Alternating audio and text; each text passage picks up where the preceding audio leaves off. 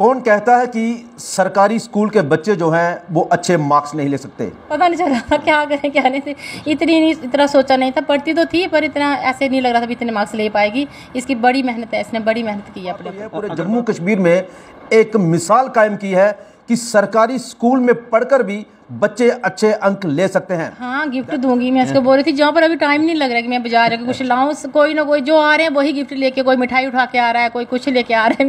मैं पूछ रही हूँ इसको क्या लेना, बोलती मम्मा मुझे थोड़ी रेस्ट फील करने दो फिर। लेकिन ये एग्जाम्पल जो है वो सेट की है उधमपुर की बेटी ने, तानिया, जो हमारे साथ मौजूद है। और इस बेटी ने 97% से ज़्यादा मार्क्स लेकर उधमपुर शहर का नाम रोशन किया है, अपने माता पिता का नाम रोशन किया अपना। अगर बात करें तो आजकल हमने देखा है कि जो माता पिता अपने बच्चों को बड़े बड़े स्कूलों में छोड़ते हैं, ज़्यादा पैसा खर्च करते हैं कि बच्चों को ज़्यादा से ज़्यादा पढ़ाई अच्छी मिले, लेकिन आपने सरकारी स्कूल में छोड़ा, कि क्या सोचा? सत्य कहेंगे, सत्य लिखेंगे, सत्य चलेंगे।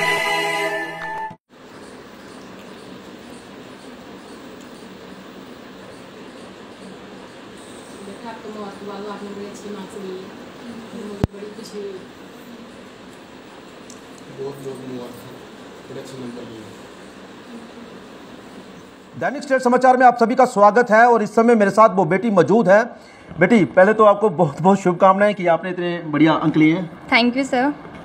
किस तरह की तैयारी रही है आपकी, ये जो अंक आपने प्राप्त किए हैं, जो आपने एक उपलब्धि हासिल की है उसके लिए? मेहनत तो बहुत रही है, स्टार्टिंग से ही अगर हम शुरू कर लें मेहनत तो एंड में इतना ज़्यादा नहीं रहता, और कंसिस्टेंसी के साथ मैंने पढ़ाई की है और बस यही कहूँगी। कितना समय आप अपनी पढ़ाई को देती थी? क्योंकि सरकारी स्कूल की बात करें तो ऐसे एक मान्यता लोगों की है कि सरकारी स्कूल में बच्चे मार्क्स नहीं ले सकते, प्राइवेट स्कूल में ही पढ़ाना पड़ता है, जाओ ज़्यादा पैसे खर्च करने से ही नंबर ज़्यादा आता है। लेकिन आपने एक एग्जाम्पल सेट किया उधमपुर में, और उसके लिए किस तरह की पढ़ाई, आप कितना समय देते थे पढ़ने में? ऐसा कोई टाइम फिक्स नहीं है मेरा, बट मैंने सिर्फ ये रखा होता था कि आज के लिए मैंने इतना करना है, और उसके हिसाब से मैं करती थी। जितना फिक्स रखा होता मैंने आज के लिए इतना याद करना है, तो मैं वही करती थी बस। क्या कोई ट्यूशन वगैरह? हाँ, एक ट्यूशन रखवाई थी मैंने, और बाकी मैं खुद से ही करती थी।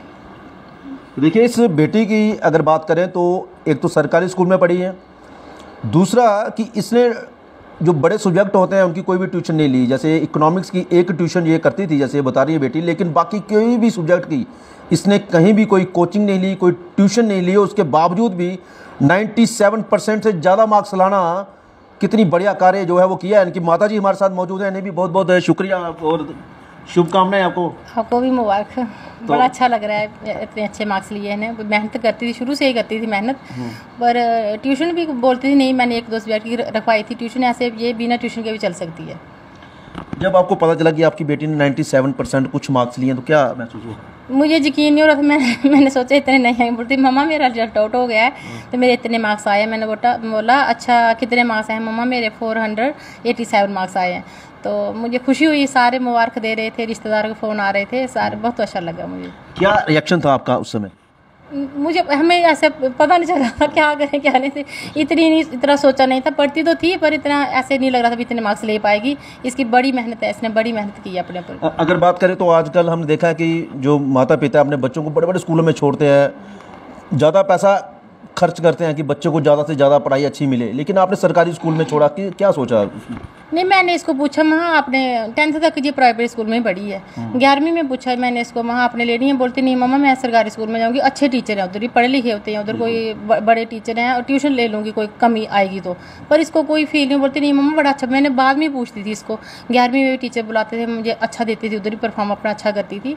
तो मैं बोला वहाँ कोई आपको गिल्ट तो नहीं फील हो रहा है कि मम्मा मैं सरकारी स्कूल जाके कोई गलती किया? बट बोलती नहीं बड़ा अच्छा स्कूल है वहाँ, टीचर बड़े अच्छे से गाइड करते हैं, और मैं ठीक लग रहा है मुझे स्कूल जी, ये खुश थी उधर भी। चलो, ये मैसेज है उन लोगों के लिए जो अपने बच्चों को सरकारी स्कूलों में नहीं छोड़ते बल्कि प्राइवेट स्कूलों में छोड़ते हैं और काफ़ी पैसा जो है वो खर्च करते हैं। हम प्राइवेट स्कूलों के खिलाफ नहीं हैं, लेकिन हम ये बता रहे हैं कि जो पढ़ाई आपको सरकारी स्कूल में मिल सकती है वो इस बेटी ने ली है, और इस बेटी ने इतने बढ़िया अंक प्राप्त किए। शायद कोई बच्चा जो होगा वो प्राइवेट स्कूल में भी इस तरह के अंक हासिल नहीं कर पाया होगा।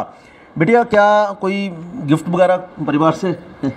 मेरे परिवार मतलब बहुत ही खुश था और मुझे गिफ्ट की ज़रूरत ही नहीं है इनकी, मतलब मुझे खुशी हुई कि मैं इनको प्राउड फील करवा सकी, तो मेरे लिए इससे बड़ा गिफ्ट और हो ही नहीं सकता कोई। क्या रिएक्शन था माता और पिता का जब आपको मार्क्स आए? ये बहुत खुश थे, मतलब बहुत खुश थे इन्होंने। नहीं बता सकती। हाँ, अगर घर में तो खुशियां हैं और आपके जो रिश्तेदार हैं, आस पड़ोस के लोग हैं, हाँ, सभी ने बहुत मुबारकबाद दी, सभी कॉल कर रहे थे उस टाइम, जैसे जैसे सबको पता चला सब ने मुबारकबाद दी, टीचर्स वगैरह सब ने कहा।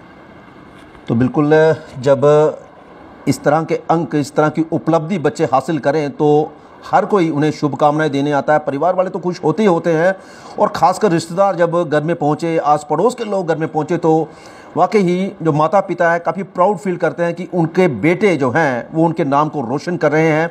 क्या कोई आपकी तरफ से कोई इनको कोई गिफ्ट वगैरह देने की सोची है कि अपनी बेटी ने इतना बढ़िया कार्य किया है तो इसको कुछ?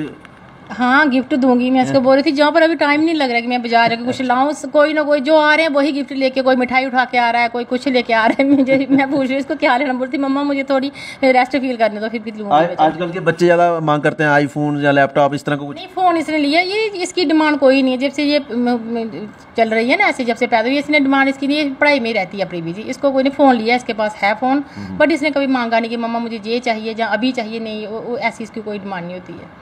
तो इनके भाई भी हमारे साथ मौजूद हैं। भाई जी, क्या नाम है आपका? जी, मेरा शुभ नाम हिमांशु पतियाल। जी, कैसा लग रहा है? जी, बहुत खुशी है। सबसे पहले तो ये मेरी छोटी बहन है और इसने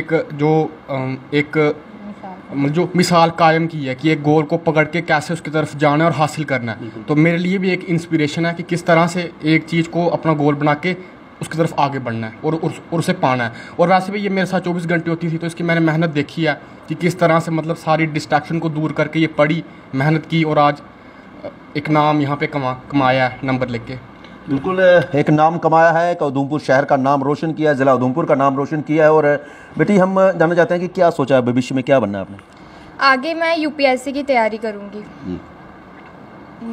तो यूपीएससी की तैयारी करेंगी ये बेटी, और हम भी चाहते हैं कि वो परिजन, वो परिवार वाले जिन्हें सरकारी स्कूलों पे विश्वास नहीं है, विश्वास करें, क्योंकि हमारी बेटी ने एक बढ़िया कारनामा किया है और ज़िला उधमपुर का नाम रोशन किया। और हम भी चाहते हैं कि भविष्य में ये बेटी जो है जो चाहे वो इसे हासिल हो और इसका भविष्य जो है वो उज्जवल हो।